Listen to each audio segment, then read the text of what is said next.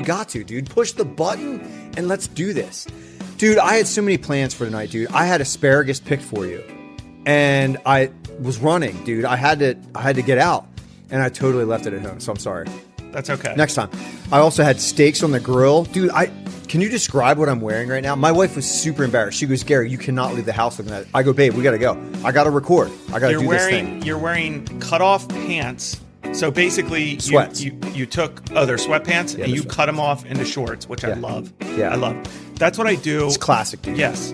If I'm my clothes, you can reinvigorate your closet. Reinvigorate. It's like a new wardrobe, dude. You just cut I'm off, with you. You cut your pants into shorts. Yes. If the knees are blown out.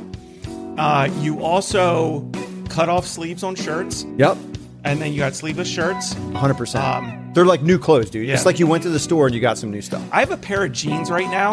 Yeah. I have a pair of jeans right now. Like the crotch area has holes in it. Man. Like right, but you can't see it. Sure. The only way you could see it is if I sat in a very awkward position. Yeah, like spread eagle or like put your legs behind your head or whatever. And yeah, my wife is she's upset that I wear these pants out. She's like, I'm like, no one can see. But they fit perfect, right? Yeah. Like, and they feel the best. Dude, I have 2 dress shirts. Like, I have to wear a suit, and it's it's ridiculous. I gotta wear a suit. But anyway. Real cat. Yeah, so I wear a suit, and I have these 2 blue shirts.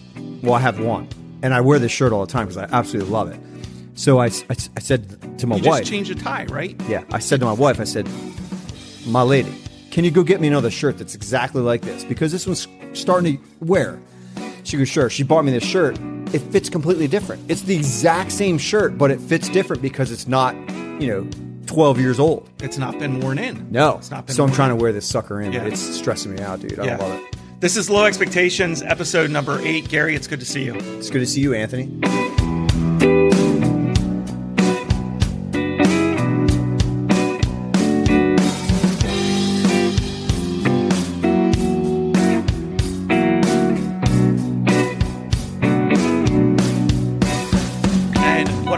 Going to do at the beginning of this episode was tell you may not talk about anything except the topic. I was going to tell you this is a no fun zone tonight. But if you tell me what to do, I'm going to do the complete opposite. That's like how I live my life. You can't I don't want to be told what to do by other people. Especially if I tell you what to do. No, it's just anybody. But absolutely. Yeah. Dude, we got a good topic. Great topic. I think you're pumped about this one, dude. I'm pretty pumped about it. And I'm concerned though, because you've been pumped about this topic for like 4 days. And like we should have recorded quicker, but it's hard, dude. It's hard. See, here's the thing. I just sent an email out to all the podcast subscribers today, and I just said, it would be really nice, and Gary and I would love to record more episodes, and more frequently as stuff happens. Yeah, it's just like stage of life right now. Like bi-weekly is about the best we can do. Yeah. It's about the best we can do. But the good news is that if we still have patrons. So sometimes I feel like I have to go back and give a little bit of history lesson of how we got here. Do it. Just in case we have new people coming on. This is the first episode they listen to. So 2020, I retired from law enforcement. I created a podcast called Diakonos, a Cop's Calling podcast. Diakonos is Greek for servant. It's found in Romans 13. And I was doing this thing. Gary, you became a regular person, a regular guest on that podcast.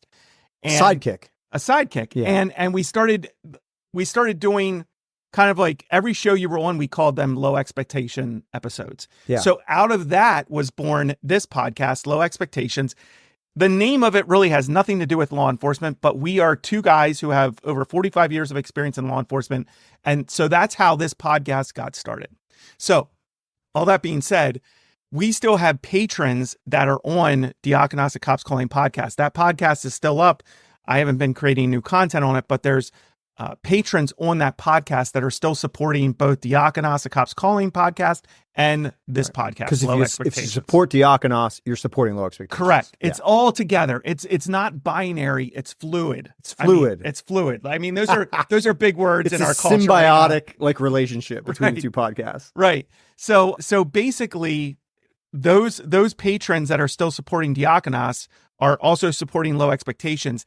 And what we're going to start doing, I think, as we move forward here is as we record episodes, and we're kind of all over the place when we record, we release episodes bi-weekly, but I think as we record episodes, we're going to start pushing those episodes out to patrons right away. Just launch them, dude. Just launch them. Send it. Unedited. Like, we're just going to put it out. I love it. No intro, outro music, just out to those people who are supporting us. Really? No intro, no outro. No, just send it. Boom. Unedited out to those, those people. Because here's the thing. They're our patrons. They've supported us. Yep. They've helped us buy equipment. They've helped us pay subscription fees.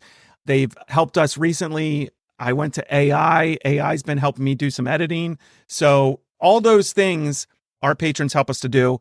And it's just a little way we can give a little something back to them. I love it. Not nearly enough. No, for sure. But we love it, dude. We love it. A little something. And if you want to be a patron, people can still get on. Yes. So if you want to be a patron, the easiest way to do it is to go to the podcast website, which is diakonasacc.com. And if you go in there, there's a tab for support. Hit that. You can click a link that puts you right into the patron support page. And it's real easy. Yeah. We've also had generous people who just don't want to deal with that. So they just give us a check or they give us cash and it goes into the funds, dude. It goes into the fund. It helps out the podcast. These episodes will be put out to our monthly patrons. Yep. I love those people that are giving monthly to the cause. And listen, if you listen to the podcast and you believe in the mission, you like what we're doing, ask yourself, what are you doing? Are you sharing it with friends? Are you giving a 5-star review? Are you doing this? Only 5-star reviews, dude, but it's got to be honest. It's got to be honest. So yeah, I love it. Anyways, our call to action. Sometimes I'm like, why do we do call to actions? Just put the product out. If people like it, they like it. If they don't, they don't. Dude, I like it. Turn it off. Stop it if you don't like it. Yeah. So, or listen to us at 1.3 speed, whatever, dude. My daughter goes, Dad, I listen to your podcast at 1.3 speed. I go, why? She goes, just so I can get through it and listen, like whatever. I listen to all my podcasts at 1.5. 1.5? Yeah. Dude, that's moving, dude. I love it because I can bang through podcasts. Now, the problem is when I listen to something then at regular speed, I feel like a quintessential first world problem type dude because I'm like, dude, these people are talking so slow. Yeah, pick up the pace. Point. Yeah. So that's not a good thing, I don't think. No. Sometimes we got to slow down and take in the content. I'd like to think that my brain can process a lot of information very quickly, but it can't. It can't. It can't. Yeah. Which is obvious. If anyone listens to us, it's obvious that I can't. Yeah.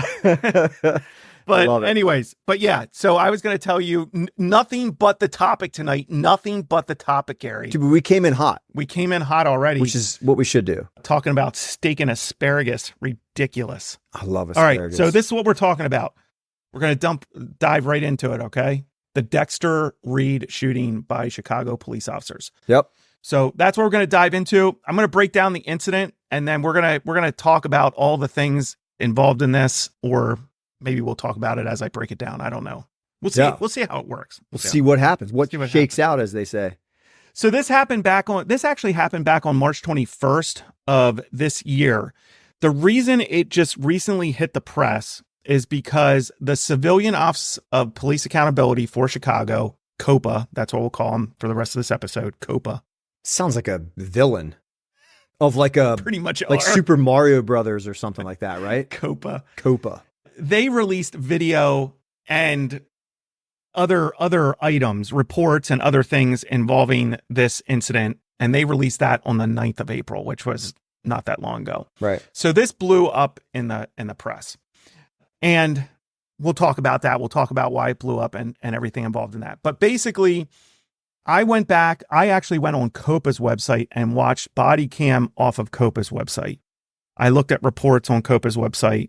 I looked at a couple other things on COPA's website. I looked at some news articles, that sort of thing. I know you watched a lot of body cam in relation to it. So basically what it shows is it shows 5 plainclothes officers in an unmarked car. Okay. These guys, visible gun belts, at least a couple of them are wearing vests that say police on it. They come across a suspect vehicle. It has heavy tint. And COPA is saying, I want to be clear on this. COPA is saying that these officers, the reason for the stop was a seatbelt violation. They're claiming that the police officers are saying that it was a seatbelt violation as the reason for the stop. I will tell you, when I was on COPA's website, I looked at reports. I didn't see that in any reports. Most of the reports basically say, hey, this was an officer involved shooting incident, so no narrative is done. These officers that were involved don't do a narrative. The investigators do a narrative. Okay. But the reports, I haven't been able to find an official report yet that states that the reason for the stop was a seatbelt violation. This is coming directly from COPA.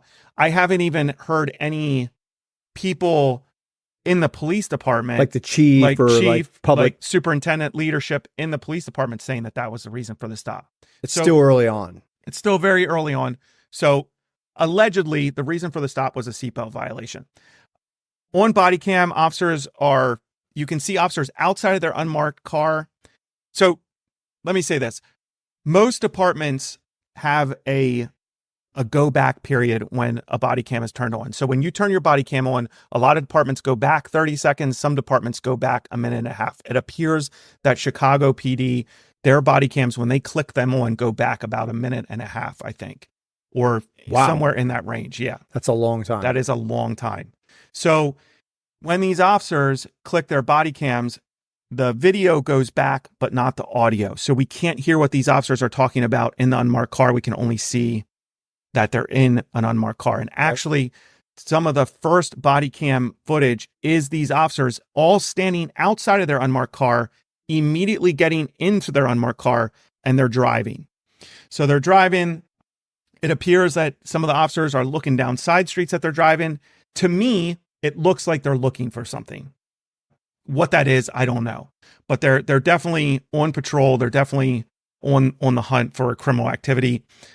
There's camera angles from cameras on poles or, businesses or something. There's a couple camera angles from that I viewed, and it shows suspect vehicle going straight through an intersection, unmarked car coming up on the side, from the side at the same intersection. So this car, suspect vehicle, kind of passes in front of them. They make a left turn and follow the suspect vehicle. They then pass a vehicle that's between them.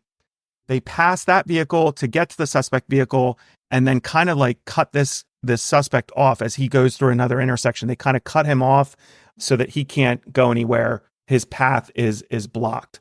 All right.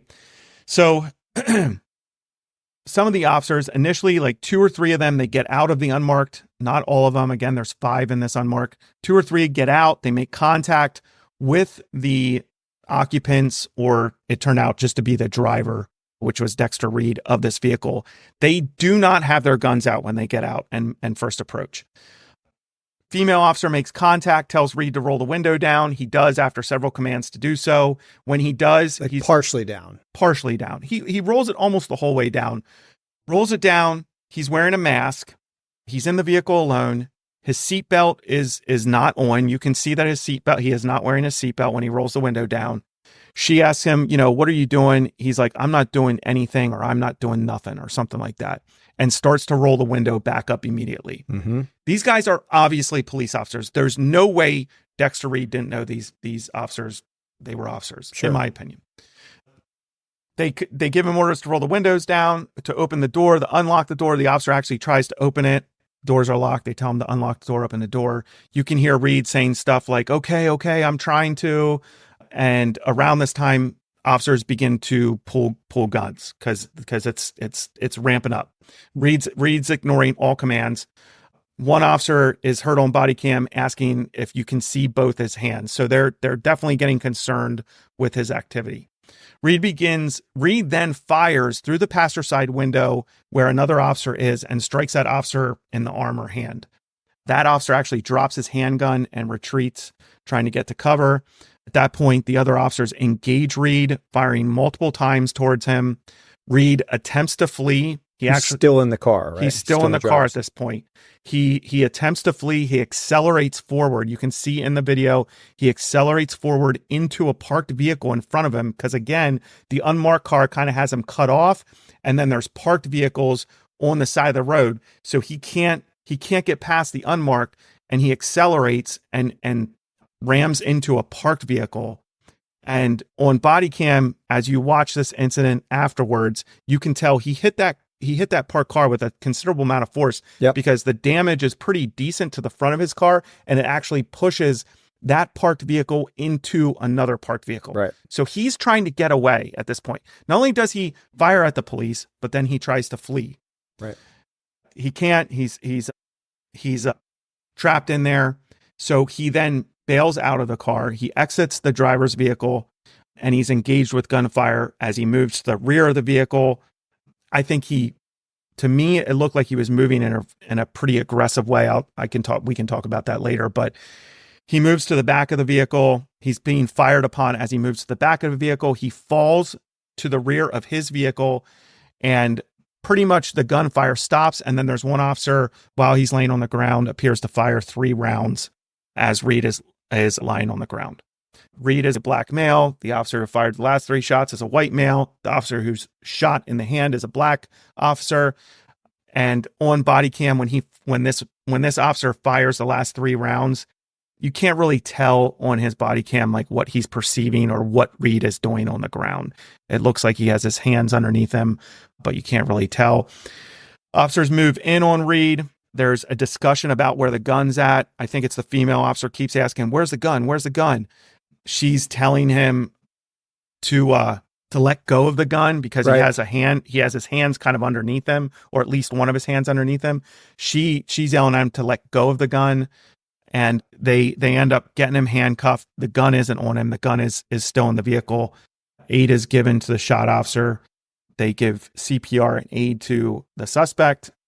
There's a second officer who appears to have ripped pants. They believe he's shot initially. They're checking on him, making sure he's okay. And kind of the body cams, the main thing that ends here with the body cams is the female officer tells the officers involved not to say anything, but she also tells a supervisor there. Supervisor arrives and tells all the officers that were involved in shooting to have a seat in his vehicle. She actually tells that supervisor, "We can't, because we were all involved, so we can't be together." Can't be together. Yep. So I thought that was a key part of the video. So what do we know about the suspect? He has at least 1 prior felony, that being a gun charge from back in July of 2023, where he was carrying a gun. He was out on pretrial release. As we know, they have this safety thing, the word safe-T thing in Illinois, where bail is pretty much non-existent. And a lot of these guys who are toting guns are being released back into the general public, which obviously we have a huge problem with. And so he was out on pretrial release, awaiting his court date. So that's the breakdown. Did I miss anything in there, Gary, that you felt was important in the breakdown? You did a stellar job of the breakdown of that. And we're going to put the video in the link. Yeah, in the show notes. When I put the email out to my subscribers, there is a link in there. I'll put a link in episode notes. You can find links. It's like a 30-minute social media. Well, it's probably more than that if you. Well, I'm putting the one out from Police Activity YouTube channel, so that is like the 30-minute.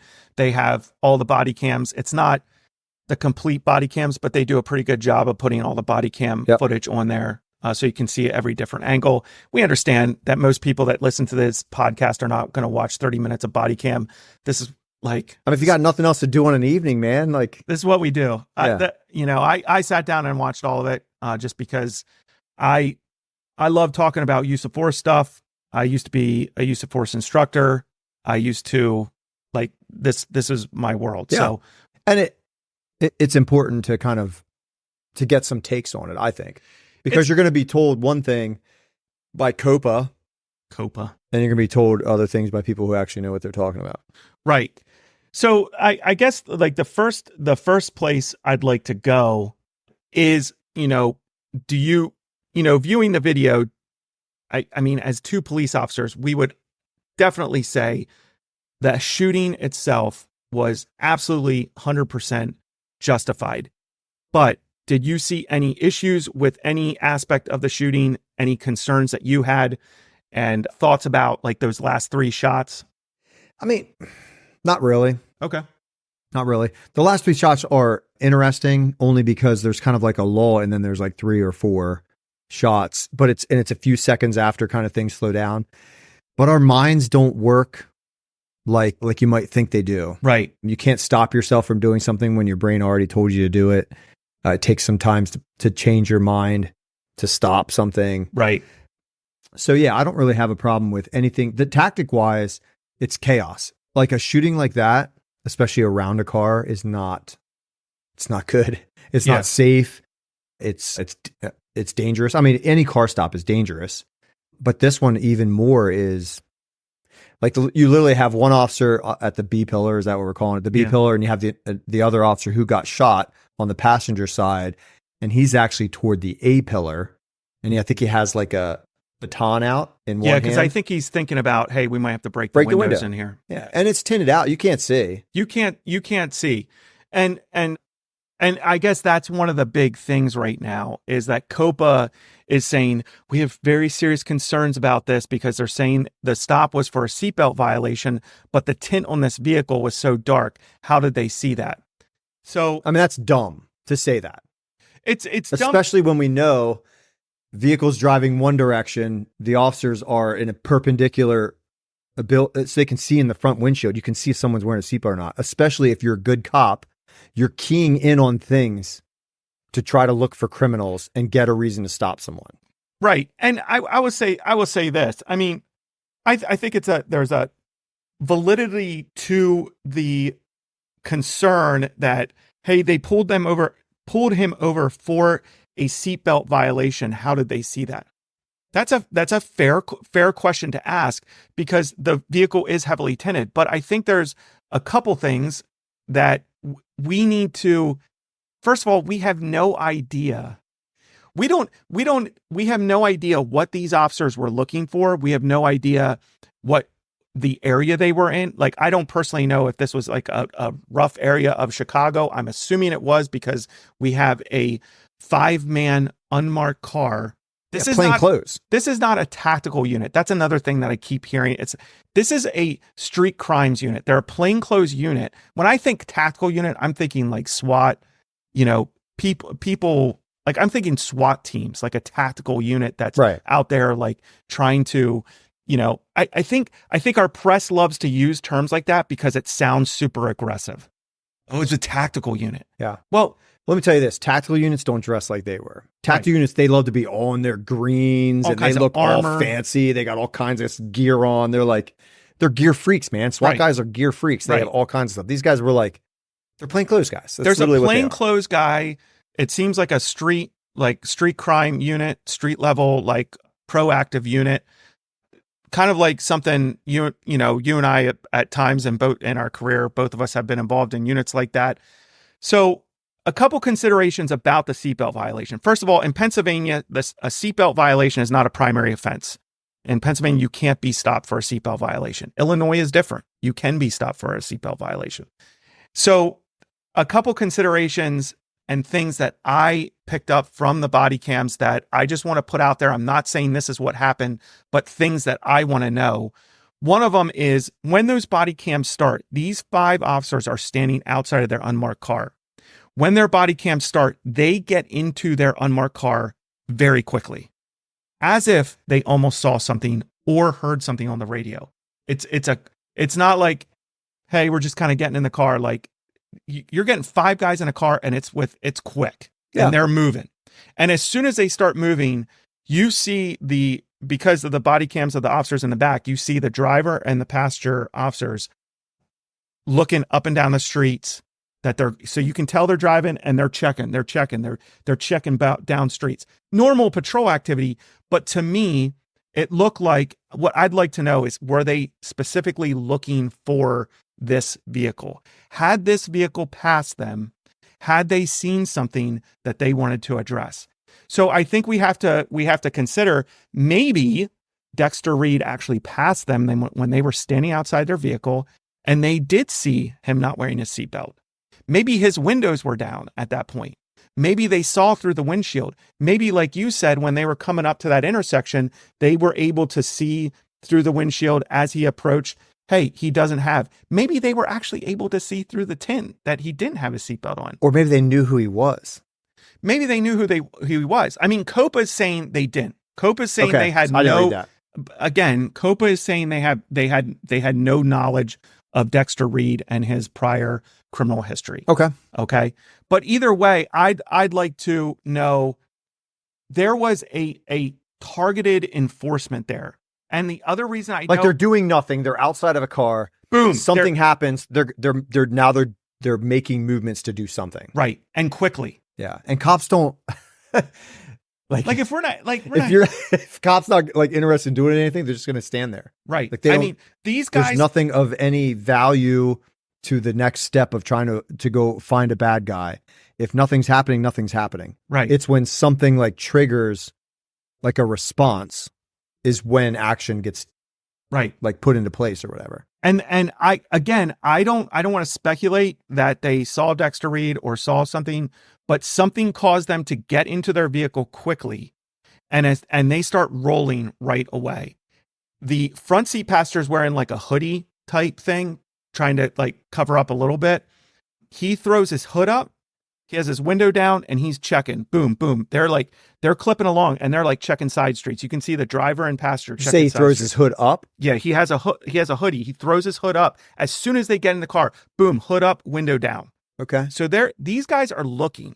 Yeah. So, and again, I don't know, like I'm watching this as a guy who, man, I say I love this stuff because I'm like a shadow of what I used to be, but I loved doing this type of stuff. Right. Like finding the bad guy. Finding the bad guy. Looking for him. Yeah. And so they were on mission. So I think for COPA to come out and say, there's no way they saw that he wasn't wearing his seatbelt because the window was tinted too dark. That's just a asinine comment to make when you don't, I mean, how did they arrive at that decision? Especially that early, right? Because Right. this stuff got released pretty quickly. Yeah, we don't know. So that the reason for the stop has come under, Do you think it's okay to stop for silly stuff like that? yes, Yeah. so do I. pretextual stops. Or just like- in general stops. I mean, like if you have a reason to stop somebody, what's the big deal? Like Right. people are upset that well, call your legislator and change it. As of right now in Chicago, you can stop someone for a seatbelt violation. Correct. If you don't like it, have the law changed and the officers will find another way to stop the criminal. Right. And so that's the other part of this conversation about the stop is that your defense attorneys, your attorneys for the family are calling this a pretext stop. And basically, defense attorneys hate pretext stops, but pretext stops are not unconstitutional. And what they mean when they say a pretext stop is that officers see someone they want to interact with, their spidey senses are up that, hey, this person might be involved in criminal activity. Yeah. We have no reason to stop them except for a minor violation. It happens all the time from dedicated, good police officers.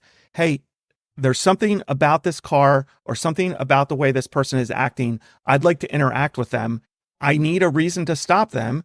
I'm going to use a minor traffic violation or pedestrian violation to stop and interact with that person. There is absolutely nothing illegal or unconstitutional about that.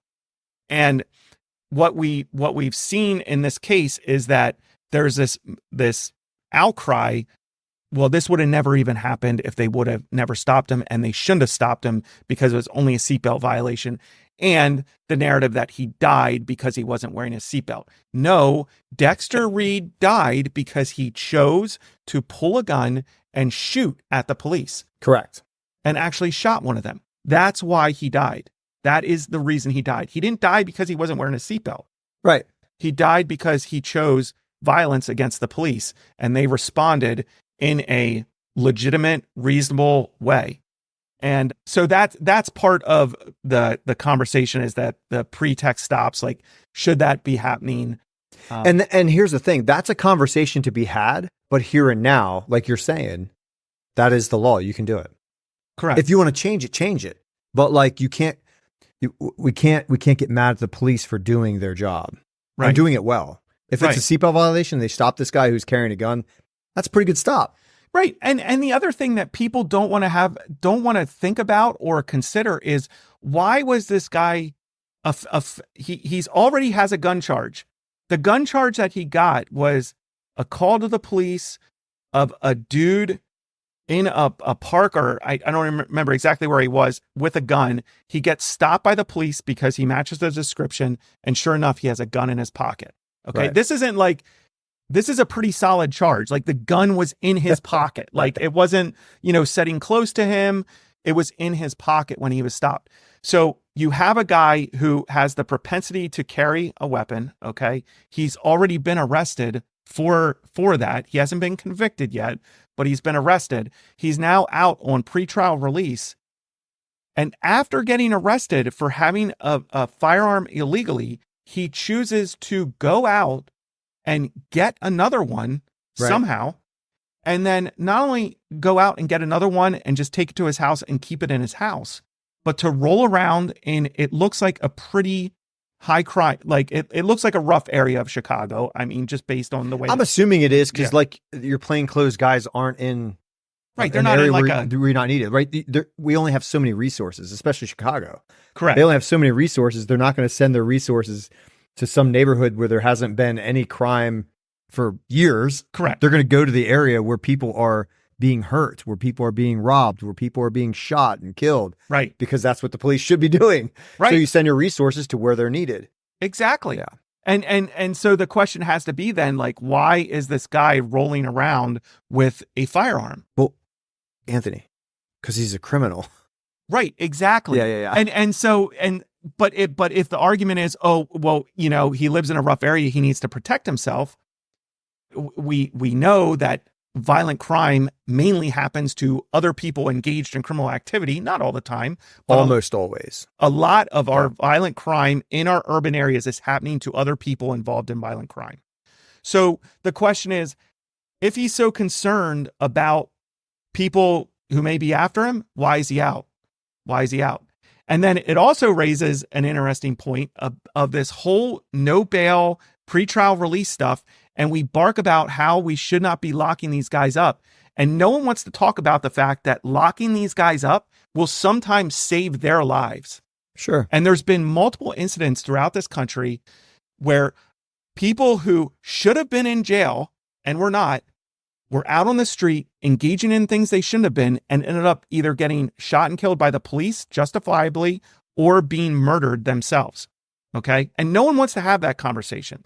No one wants to talk about how possibly putting people in jail until their court hearing happens could maybe actually be a good thing for them and save their life and get them clean and get them resources. No one wants to talk about it. They all want to talk about, we have too many people in jail. No, we have too many people who don't want to follow the law and want to tote guns around and engage in that lifestyle. And if you want to engage in that lifestyle, you go to jail. That's at the bottom line. Yeah, it's simple. It's not hard. It's not not think hard. It's not hard. Not hard Yeah. at all. So, the other thing that makes me think that, yes, maybe they were stopping him for a seatbelt violation, but that this was a very specific, they keyed in on this guy is because when they pull up behind him and there's a car between them, they actually pass that car and cut Dexter Reed off. They actually cut him off. And So he has a way out. He can go in reverse. He can go in reverse because there's nothing behind him. And yeah, correct. Which is most policies in the police world nowadays, you have to give them a way out. Right. Almost always. I think almost every department has a policy against like boxing people in like completely. Correct. Like moving like roadblocks. Yeah. Moving roadblocks, that sort of thing. Like, you have to be really careful how you, like, if you're going to do that, you pretty much need to be at a deadly force. Like, if you're going to set a roadblock, right, you need to be very high on the use of force continuum. Right. And this is a seatbelt violation. They can't do that. Right. But they use some type of like maneuvering to make him do one. He can only go one way, and it's backwards. That's literally the only way he can go is backwards. And I haven't seen too many people talking about this yet, about the stop and the, how they caused him to stop and like cutting him off. Right. I'm sure that will come. The aggressiveness of it. Were there unmarks? Do they have lights and sirens or no? No idea. Yeah. It doesn't look like lights are turned on. Right. It looks like they use their vehicle to pretty much like box him in with the parked vehicles. And that might be something worth talking about in reality. Like in the the real world, like in the police world. That's something to actually talk about, because if that's you or I and someone cuts us off, like, we're going to be spiked. Correct. I don't think he was spiked because he knew it was the cops. He would, because as soon as I think only 2 or 3 officers initially get out of this unmarked car, but you would have known immediately they were officers because some of them were wearing like vests that said police on them. So like the others had like full duty belts, like gun belts, or like gun belts on, at least with some tools. It was very obvious, who they were. And if we want to talk about, hey, should they stop? Like, I think there's 2 different conversations you can have. You can definitely have a conversation about tactics in this situation, and you have a conversation about the legality of the stop. But you and I could talk tactics all day long and things that maybe could have been done differently or better. But the bottom line is that conversation can be had in every single incident that you're involved in. Right. Every single, in 22 years in law enforcement, I still get involved in stuff, and I'm like, oh, I could have done this better. I could have done that better. I could have, And that's being a good cop. Like, that's true of any experience in life. Like, a baseball player is going to think, oh, I could have done that at bat. I could have done that better. Right. I could have done something different in my approach or whatever. Right. So that's true of any surgery that someone does. I could have done that better. Next time I want to pinch that little artery off a little better. Yeah. So that guy doesn't bleed out on my table. Right. Yeah. And I think, that's definitely a conversation that can be had. But in this incident with the stop, I know some people may have a problem with that. Well, that's a super aggressive way to stop someone for a seatbelt violation. And again, that's what we know right now. We don't know if there was something more about this car or something more about Dexter Reed or what they observed to cause them to stop him in that way. The other thing I will say is that when you have a place like Chicago, who I don't know that I ever talked about Chicago's pursuit policy, but I'm sure it's probably pretty stringent, seeing that they have a foot pursuit policy that pretty much is a quagmire disaster. That's right. You have guys who are dedicated to interacting with the criminal element, trying to do it in a way that doesn't turn into a pursuit, because they know if it turns into a pursuit, they will not be able to pursue. Right. So you want to get upset with how they stopped the car, Mr. Administrator and policymaker and CPD, look at your policy, because if you got good cops, they're going to figure out ways to still stop bad guys without violating policy and maybe taking it up to the edge with how that stop happened. Right. Bottom line. Yeah, for sure. Yeah, a good cop's going to find a way to get the bad guy while keeping within policy, because they want to keep their job. They have bills to pay. Right. And I don't know, again, if that's the case, if that's what was going on there. But I will say this about the incident. I was the one thing that encouraged me about this incident is that when they first broke the video, when COPA broke all the body cam, there was a huge push on social media by politicians and crazy people who were saying that this stop should have never happened. Another black man killed at the hands of the police.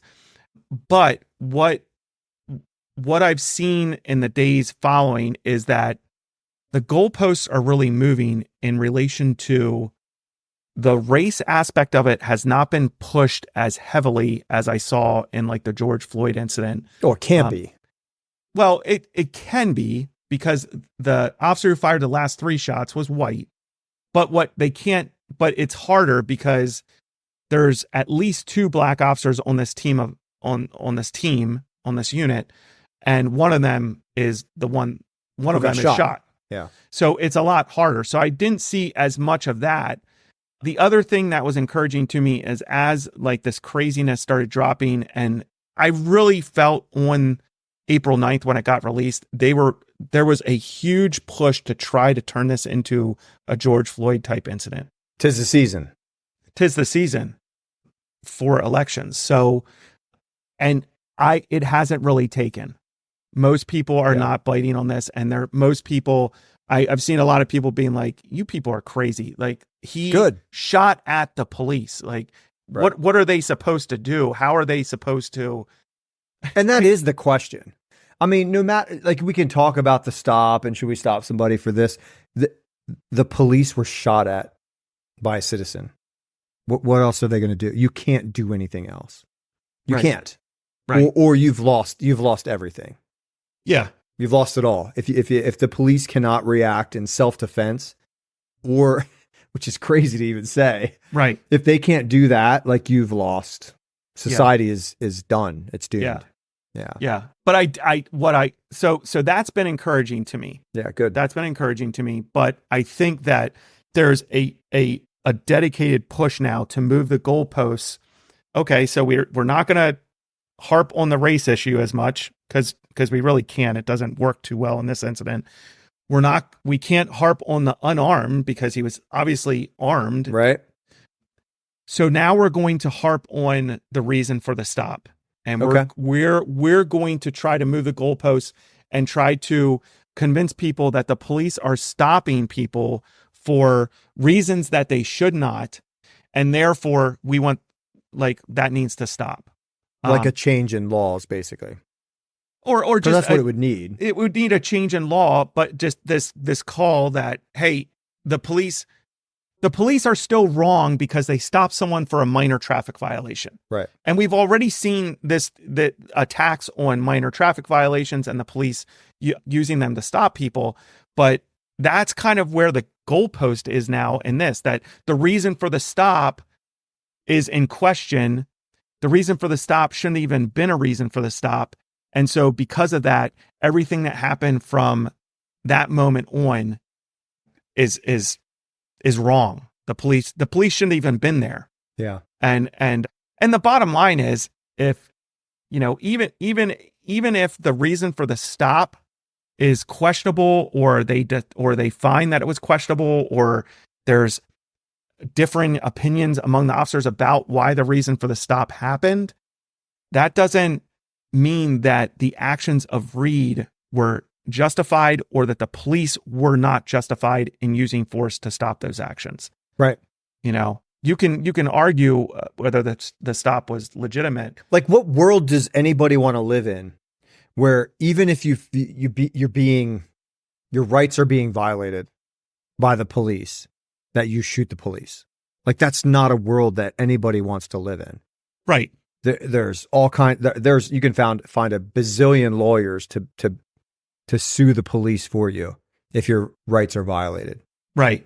You know, so I don't know. It's not a world I want to live in. Yeah. And I think, you know, if we're going to go down that route, if we're going to say the police can't stop people for minor traffic violations, I mean, that's, I'm not saying I'm a big proponent of not citing people for every little minor violation. I don't do it. Sure. You know, but a good police officer uses those minor traffic violations to have citizen contacts and gauge whether or not the person they're interacting with is engaged in serious criminal activity. And if they're not, by and large, the majority of your officers are like, hey, listen, your registration's out, get it fixed. Right. Hey, you know, your inspection's out, get your car inspected. If you're, you know, by and large, most of your officers are not going any further than that. Sure, yeah, some are going to cite, you know, that sort of thing. But by and large, many of those violations are being used to have citizen contacts in order to patrol and engage with the criminal element. I mean, we don't have a crystal ball. If someone drives past us, we can't be like, well, that person's engaged in criminal activity, so I'm going to figure out a way to interact with them. Like, we look for criminal indicators and red flags, but those stops and processing through those stops gets you interacting with citizens, gets you interacting with the public, and helps you develop a next step. You can much easier tell once you have that contact with a driver whether or not they are possibly engaged in criminal activity. And isn't this what we expect of doctors? Right? If you go to the doctor and you're like, man, my head's just been hurting for 4 months. Hey, take some Advil and go away. They're going to investigate. They're going to go a little bit deeper. They're going to do some tests. They're going to try to figure it out. So I mean, it's kind of the same thing. Not that the police officer's a doctor, but like our goal is to find the criminal who's doing bad things. Right. And like one thing might be you're not wearing a seatbelt. What else is that? What else are they doing? Right. Right. Like most people wear a seatbelt. Right. I mean, in reality, a lot of people wear seatbelts, you know. Now, should the government be telling you to wear a seatbelt? I don't know. I don't think so. But like, right. it is the case. So like a good police officer is going to use that. Right. They're going to use a stop sign. Should a police officer stop someone for not stopping a stop sign? I don't know, man. Maybe not. Like, yeah. I mean, I think for me personally, the way I gauge it now, and what's wild to me, and you and I have talked about this, is that when I started my career, I never thought about where's my line and what am I okay, like citing people with or interacting with people about. In other words, that's a law. I'll enforce the law. Okay. Yeah. For the first time in my career, like I look at things like registration, insurance, you know, these like minor things. And I'm just like, I'll use them to stop people and have a citizen contact and figure out if there's actual criminal activity going on, but I'm not going to cite for it. Okay. Yeah. My personal line when it comes to traffic stuff is I'll stop for registration, insurance, inspection. I'll stop for that stuff. Very, very rarely am I giving a ticket for it. But if you're going to run stop signs, run red lights where you're endangering other people, sure. Then I will get involved and I will. And this is where some people would say, well, inspections are important because of that, because someone's checking your car to make sure. And I get it. Like, I agree with you. Yep. And I think registration's important too, because it's a way that we know who's supposed to own a car. Yeah. If you didn't register a car, if there was no way to prove ownership of a car and registration of that car, it becomes very difficult to charge anyone with theft of a vehicle. Sure. Because whose car is it? Well, it doesn't matter. Yeah, I have a slip of paper here that says it's my car. Well, there's nothing official about that. Yeah. So I mean there's a whole conversation there. But the mayor of Chicago did bring race into it a little bit. He said another black man losing his life at the hands of the police. I will give him credit though. He does bring up the fact that the officer shot could have also been killed, and he was also a black man. Oh. And that I guess the mayor used to be a teacher, and says that both of them could have been his students. So I'll give it to the mayor. He did say that. Okay? That's a weird thing to say. The CPD superintendent, Larry Snelling, to his credit, before the release of the body cam, the narratives were, being created about the facts. So there was stuff already leaking out about what the body cams were going to show and stuff. The superintendent was at a town hall meeting, and he did push back against some of that narrative that was being pushed and talk to people at the town hall meeting. But at the same time, in the same town hall meeting, he talked about his desire to reduce the number of traffic stops, and that so far in 2024, the numbers for traffic stops were down compared to 2023. So I'm just like, bro, we're doing less. I shouldn't call him bro because he's a superintendent, but I'm like, sir, you represent the CPD police department, okay? Yeah. Your officers, one of them was just injured in a shooting. They returned fire and killed a guy. You're saying the narrative is not correct. The narrative that's being leaked out is not correct. There's more to the story. But then in the next breath, you're talking about how we do need to stopping so many people for traffic violations. So it's a complete mixed message. Right. Like your message to the people should be, my guys stopped someone for a minor traffic violation that led to them dealing with a felon. Who shot at them.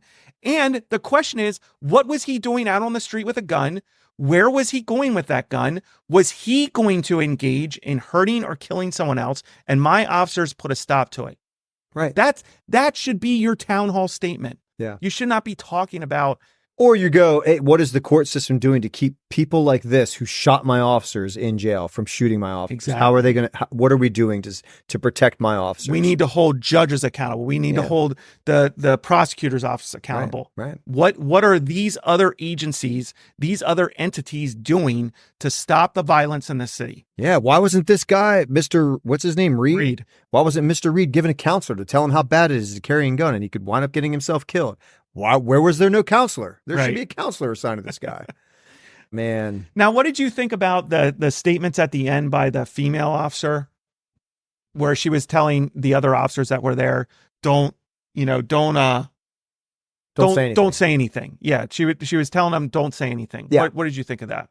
So it probably has something to do with there's this new push for police officers because cops have been put in jail for shooting, that there's this time frame where they give what is it called, a safety brief or something like that, like when you're a public safety statement. Statement. I fired my firearm, I fired in this direction, like something like that. Correct. Right? Is and then you're supposed to sleep on it for 48 hours. Your brain, you're going to remember a whole lot more. Like there's all this science stuff, science, Anthony. Right. Yeah. So she's probably telling them, hey, follow policy. Just follow policy. Chill out. Right. Some departments are issuing officer involved shooting checklists. This is what you should do, and it gives you a checklist of what to do, what to say initially. Hey, don't say anything. Departments are issuing that. Correct. So I think that's a good thing. Yeah. Yeah. So I did want to address that because I think some people could say that and be like, oh, she's trying to cover something up. That is not what's happening. And what you said is correct. Many departments have public safety statements. And just like you said, when an officer involved shooting happens, supervisors get there, and the only thing the officer is required to give, and the only thing the officer should give, is statements about things that are related to public safety. So yes, I shot at the suspect. I shot in that direction. That's the only suspect. There's no other suspects. And this officer shot and that officer shot. Very minimal, a minimal facts interview on the street. Then most departments have policies regarding officers getting a number of hours of sleep and then giving a full statement later. And that is because they've shown that science, that officers engaged in these events, these traumatic events, do better at giving more accurate statements if they've had some sleep cycles and their brain has been able to process what they've been through. What is it? 2 sleep cycles, right? Isn't that the standard? I think they say 2 or 3. Because I think some departments are 72 hours before you give a statement. So I've heard some people push back against that and be like, well, why do the police get special treatment when they're involved in a shooting? And the reason is because officers, first of all, are engaged in a job and a duty. They're engaged in doing something that we, the public, have asked them to do. Right. Okay. They are also reacting to a situation. It's different than a suspect like Dexter Reed who makes a decision to pick up his gun and shoot at officers.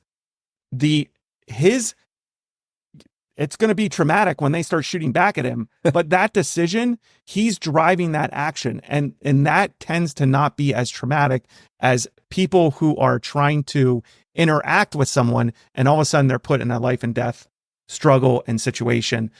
And we live in a country where we allegedly are supposed to be showing deference to those who are protecting us. Right. Who are to stand in the gap. And so, yes, when they are engaged in performing their duties and in acting out those duties, someone gets hurt or dies. Yes, those officers are given the opportunity to give a statement and give as accurate a statement as possible, because the courts have recognized that those split-second decisions they're making under extreme amounts of stress cause certain things to happen in them biologically, chemically, affecting their body and their brain.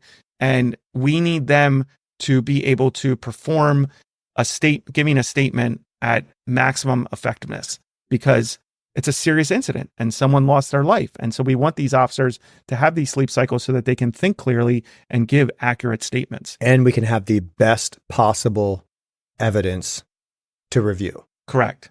And everyone's wearing body cameras. Correct. And there's cameras everywhere now. Right. Everywhere. Almost. Yeah. I mean, almost in all places, there's cameras everywhere. Yeah. So that the statement she makes, I have no problem with it. She's probably following the direction of their Is she in charge? Because she kind of like runs. Yeah, I don't know. She kind of seems like she's kind of. I don't know if she's the senior officer in the car. Yeah. It sounds like a lot of the officers are really young. One thing that they're starting to break out now is the jackets for these guys and the amount of complaints they've had. And I just, when I see that, I don't care. You're grasping at straws at that point. I do not care. Like if you have an officer who's involved in a shooting and then you break out his jacket, and this is the thing that kind of irritates me too. A suspect is involved in a shooting. We can't talk about his criminal record. Yeah. We can't, if he's involved in dealing with the police, talking about his criminal record is biased. We shouldn't do that. We should just put up pictures of him find when the he was best in high picture school, possible of him. Yeah. Where he played basketball right. in this case, and we not only that, if we do release, we only release those things usually that he's been convicted of. Sometimes they'll release his full rap sheet, but a lot of times they only release the things that he's been convicted of. But if the police are involved in a shooting, we dive into their personnel jackets and we say, oh, there's been this complaint, this complaint, this complaint, this complaint. He missed a court hearing here. They had 10 complaints against them. And I don't know what it is in this case, but they had so many complaints against them. Only one has been, 3 of them they've been exonerated on already. Then why are we putting it out there? If if they've already have complaints where they've been exonerated, why are we putting out all the other complaints? And it means nothing to me. Rewind 45 seconds to the beginning of that where Reed shoots at the officer. Let's just rewind there and see. Correct. And go from there. Correct. Let's just keep rewinding that. Right. Okay, here's what happened. He shot this guy right in his arm. Yeah. He shot an officer. And the bottom line is, like, regardless of what's in an officer's jacket, that in and of itself means nothing to me. Yeah. I mean, how many times have you had false complaints lodged against you? Everybody like me, Anthony. You know that to be true.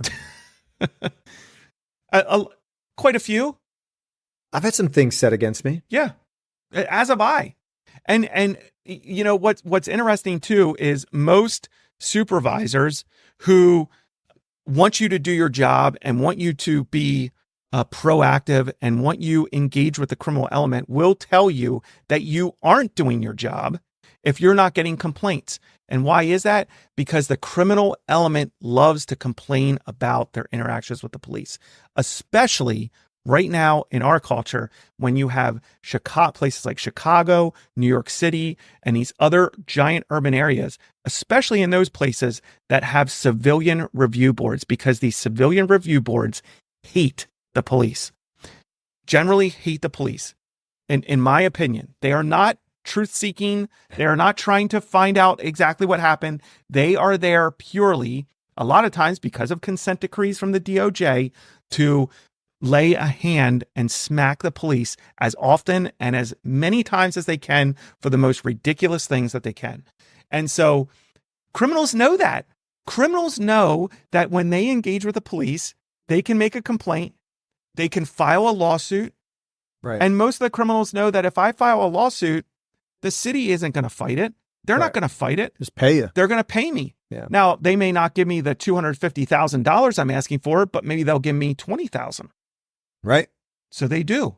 Yeah. They file civil lawsuits. They file complaints.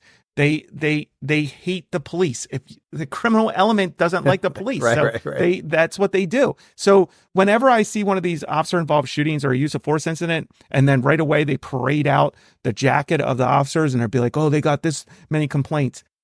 I don't care. Who cares? That means they're doing their job, right? And that means that possibly all those complaints will be unfounded. They'll be exonerated because people make false complaints against the police all the time. And there's absolutely no reason not to, because you aren't held accountable for doing it.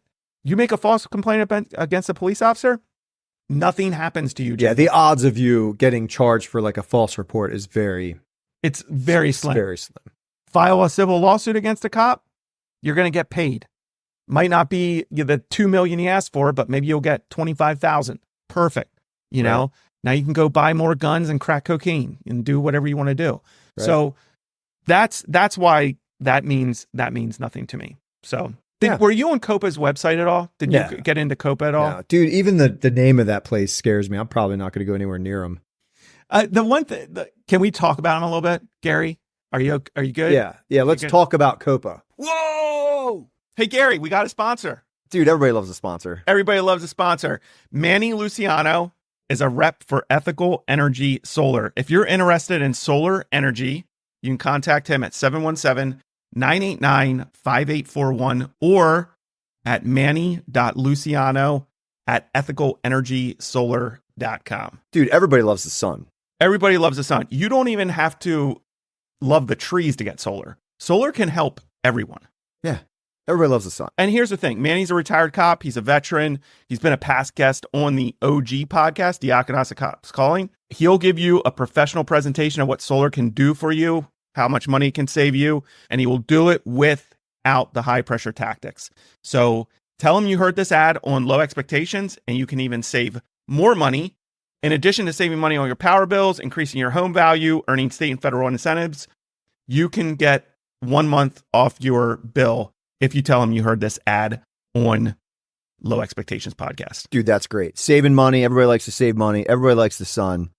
Most people like trees. Like, we're good to go, man. This is a great thing. Here's the thing. I know that CrossFit athletes and Travis the chimpanzee, if he was still with us, would think about going solar. So, absolutely. So should you. Yeah. So should you.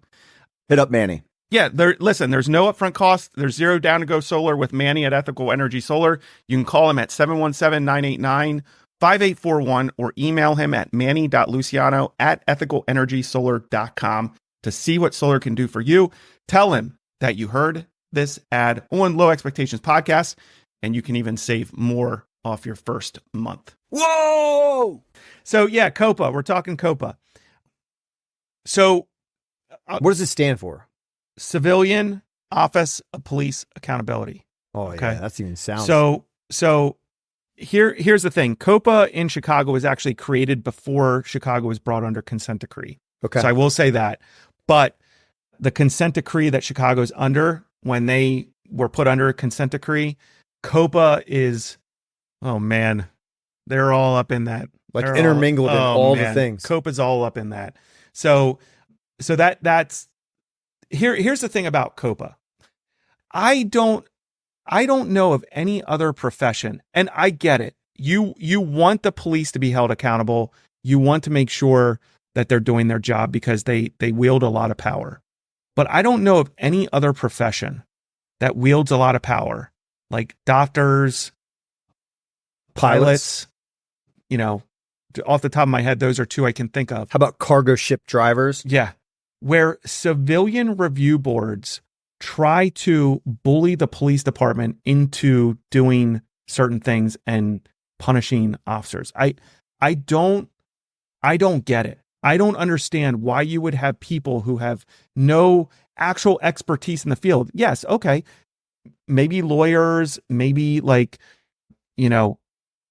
somehow involved in justice field, law field, but for you to have a true accountability, a board of accountability, why would you not have some people on there who had experience doing the job that you're constantly investigating and judging? So there's no law enforcement officers on this thing. I'm glad you asked.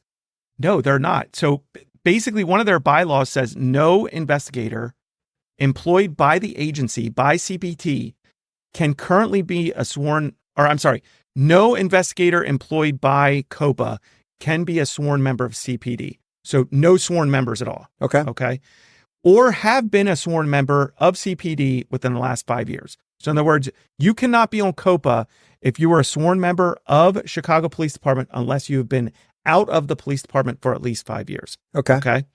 Ridiculous, in my opinion. On COPA right now, there's one investigator with 6 years of prior law enforcement experience, but doesn't say where, because they actually have investigators on COPA that goes out to the scene, is engaged with the prosecutor's office, going to autopsies. It's insane. Really? Yes, it's insane. So one investigator has 6 years prior law enforcement experience, but they don't say where in his bio, which is Red a little flag. telling to me. A supervising investigator on COPA has prior experience, but in white-collar investigations with the Illinois Department of Revenue. So again, no real-world, on-the-street experience. It's like an IRS guy. Correct. He looks at accounts. Correct. Bank accounts. And the other thing about COPA is, why would you release... They released all these officers' names. Everything they released out on their website, any person can go on their website, pull up the whole file, and see every single officer's name. Really? They titled this case on their website as firearm discharge, improper search and seizure, Fourth Amendment violation, unnecessary display of a weapon. That's what it's titled. Wow. On their page. Okay. Not officer involved shooting investigation. Right. No, let's put on there what we think they did wrong. Before we finalize anything. COPA also released that approximately 96 shots were fired by police over 41 seconds in their press release, but they say nothing about how many times the bad guy fired. Through other channels, it appears the bad guy fired at them 11 times. Okay. But COPA never put that out. They only put out 96 shots in 41 seconds. So 10% of the shots were fired by the suspect. Well, they're saying 96 shots by the police. Yeah. And 11 by... That's 10%, right? If there were 100 rounds. Okay, I see what you're saying. Yes. Okay. Yeah, about. So the issue I have with that is that now there's already reports coming out that it wasn't actually 96 shots. More or less? Less. Oh. So, again, I don't know where that 96 shots they said came from. approximately. Approximately. Drives me nuts. So let me ask you this. What do you think about the number of shots? I don't care. No, I don't either. You know what? You shoot at the police. So in all honesty, the police respond with deadly force to stop that threat. Yeah. And they respond that way until that threat is stopped.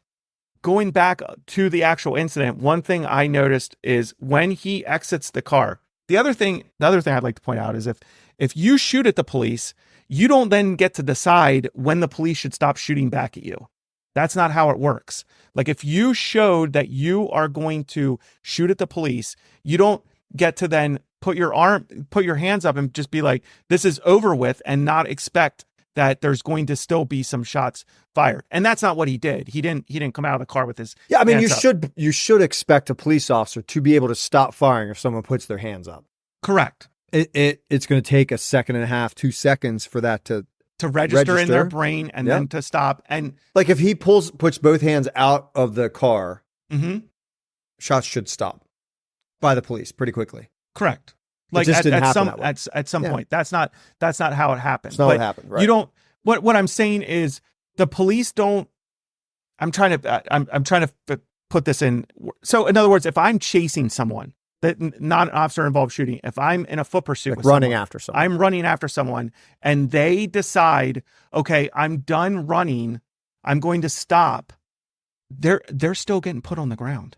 Yeah, or you're still getting arrested. We are in this terrible realm right now in law enforcement where we're chasing someone, we're chasing a bad guy, and he stops running, and then we stop running and we just like handcuff him like low key. No, that person resisted arrest.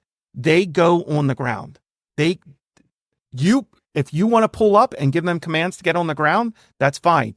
If you run through them like a linebacker, I'm totally fine with it. That they resisted arrest, and until that threat is completely stopped. Yeah. I mean, I've had times where someone like acts like they're going to give up and they take off running again. Yeah. Like that's happened. Right. But what I'm saying is someone who runs from the police shows that level of resistance. That threat isn't stopped until that person is in cuffs. And so we, the police, should not be chasing someone. That person stops. We stop and then just casually handcuff them. We should be stopping, giving orders to get on the ground. And if those orders are followed, that's still resistance. Or I still have no problem with you running through them like a linebacker. I think you can completely articulate and justify, I had this person run from me. They then stopped. I didn't know why they stopped. The threat wasn't over. I dealt with the threat. Yeah. And then the officer, as they're chasing someone, is like, get on the ground, stop, get on the ground. Like, that's what you're yelling. And he's still not doing that. They're not doing what you tell them to do. Sure. So in this case, suspect gets out of the car. The officers, what are they perceiving? Like, you can't expect them to be like left hand empty, right hand empty. The other thing is that I noticed about the way the suspect moved when he got out, he moved in what I would call an aggressive manner. Like obviously he was getting shot at. But he ducked and moved back to the rear of the vehicle. Yeah. Like in a pretty like, I don't know how, kind of hunched over and like moving with purpose towards the back of the vehicle. Like an athletic type stance. Those officers are still perceiving a deadly threat to them. Yeah. Because he chose to shoot at them. They're still trying to perceive where that threat's at. When he's down on the ground, the law and then the 3 last shots, what was that officer perceiving? He has a hand under him. Maybe he's still moving. Maybe like, and while he's firing those last 3 rounds, the female officer can be heard saying something like, show me your hands. So what she's still yelling at while he fires those last 3 shots. So is he moving? She still believed he had the gun, because when they got up to him, she's like, let go of the gun. Let go of the gun. Right. She thought it was still underneath him. So these officers, and again, this is such a fluid, high-paced, like 41 seconds is when this happened. This happened in 41 seconds. Yeah. That is fast to be making all those decisions. The idea that the stop was initiated due to the seatbelt violations coming from COPA, I already said that. Oh, the thing I wanted to talk about, the COPA press release real quick. This is what the COPA press release said, and I'm going to read this verbatim. First Deputy Chief Administrator Ephraim Eady, our immediate investigatory steps included responding to the scene, viewing available body-worn camera footage, and observing the collection of evidence, including shell casings and other ballistics evidence. This team is out on the scene.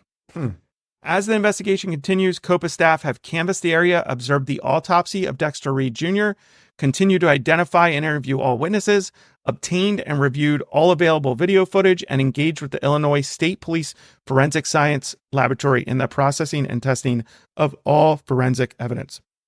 COPA investigators have also provided briefings to the Cook County State Attorney's Office, the Federal Bureau of Investigation. Why are they involved? No idea.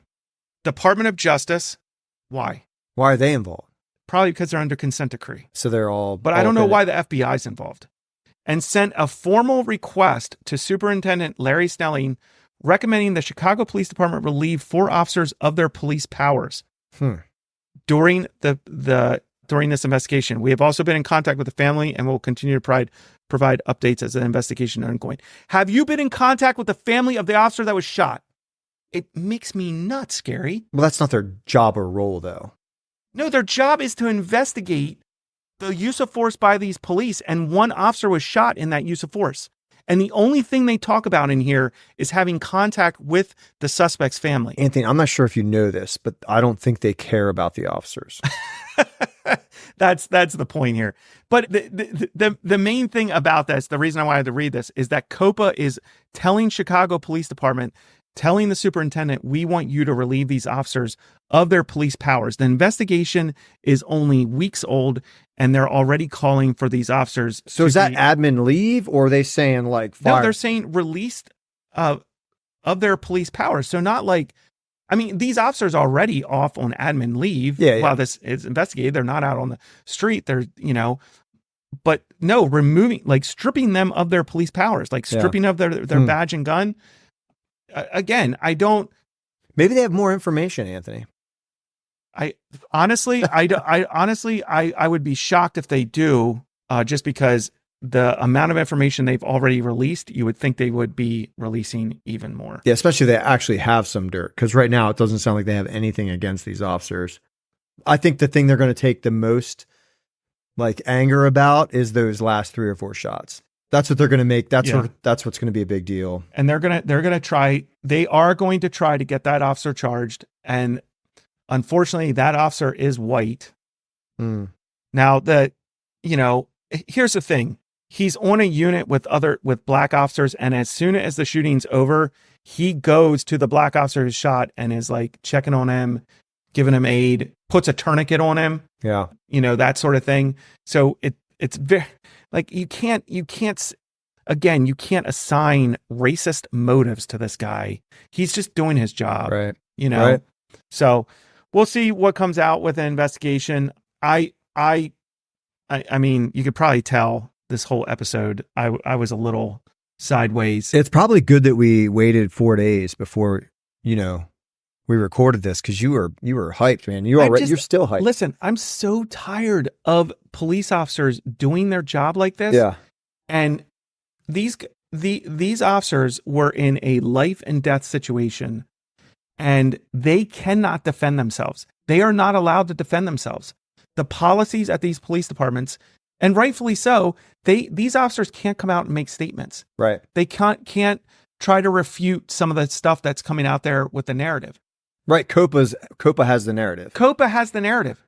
The suspect's family has the narrative. The suspect's family's lawyers have the narrative. And that's who's creating the narrative.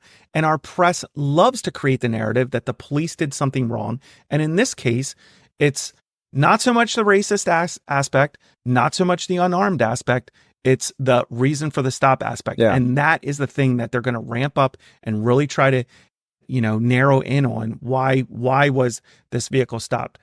Who cares that the suspect shot at the police? Right. They shouldn't have stopped him because they shouldn't have stopped him. Yeah. Did the police do the right thing? So we'll continue to follow it. I was pretty wrapped around the axle about this case, because as soon as COPA released their stuff, it was full court press trying to turn this into a George Floyd incident. And I'm glad to say that I don't think that's happening. I don't think that's gaining steam, but man, did they try. They had the family up there in front of the cameras. They had the mom doing the funky chicken and fainting in front of the camera, really trying to ramp this up. The lawyers calling the stop unconstitutional. It's not unconstitutional. Right. A summary traffic violation is not an unconstitutional stop. And it's all about money. Like, the family wants money, and they're going to get money. Yeah. Because Chicago's going to dish out for it. And I get it. It's your kid. Tragic. I get you're upset. Okay. But at some point, you as a parent have to take a step back and say, my kid messed up. He made a choice. Yeah. And that choice cost him his life. You can't stand up there and claim that he was shot for a seatbelt violation. He was shot her actual statement, I think, was he was shot just driving his car around. No, ma'am. He was shot driving his car around with an illegal firearm when he already has a charge for it. And then he chose to shot the police. Yeah. That's why he was shot and killed. Yeah. This doesn't happen if he complies. Correct. And we talk about this all we go the back time, to this dude. over and over Just again. comply. And it doesn't seem to matter. Yeah. It doesn't seem to matter. And so for me, I'm just so tired of it. And I'm like, I just can't sit back and not push back against it. I've given years of my life to serving the community. I've been engaged in critical incidents myself, just as you have, just as almost every single police officer has been involved in some sort of critical incident. Hopefully. And if they're out there, engaged with the criminal element, and they can't defend themselves. Okay. And I just can't stand You're tired back. of it. And I'm tired of it. And so, yeah, I got a little sideways, and I did push back a little bit on social media, and I really wanted to do this episode. I was fired up about it. And ultimately, I'll say this, I think that, we just really need to be praying for our country, and, God have mercy on us. And I don't say that flippantly or lightly, but we are a perverse generation, and God have mercy on us. And we need to be praying for our country, because when we start completely trying to erode those people who are trying to protect the citizens, And not even like citizens aren't going after the police, but politicians and leaders going after those who are trying to protect. Yeah. Man, we're going to reap some really, really terrible things. Right. And we're already starting to see that. We're already starting to see it, but yeah. Yeah. All right, Gary. Thanks for dude, we crushed it. You say that at the end of every time, man. I'm fired up. I training today. I'm training for a 5K? Yeah. Man, I was out. I was running. You're running hard. Yeah, I was running hard. This is the difference. In my 20s, I trained for a marathon. Now in my 40s, I have to train for a 5K. You gonna push a stroller while you're running? No. You're gonna run on your own. And tomorrow is my short, fast run. Okay. And so we Where you run to the toilet? No. MOPEC, Municipal Police Officers Education Training Commission here in Pennsylvania, they say that a 20 to 29-year-old who wants to get hired by a police department needs to run 1.5 miles. I think it's in like 12:38 or 12:43. Okay. Tomorrow. You're not a 29-year-old. I'm hitting it. You're I'm close to hitting it tomorrow. I'm going to try to hit it. So that way, dude, fight through, man. Yeah. Fight through the pain, no matter what. That's what I'm saying. Like these 29-year-olds are taking tests. They can't even pass the run. Yeah. You're going to pass and it. I'm going to do it as a 45-year-old. Yeah. I love it, dude. Crush it, man. Patrons, thank you. You get this right away. Everyone else, we love you too. Share us with friends and family. Gary. Give us an honest 5-star review. I'll see you on the next one. And tune in next time, dude. All right, man.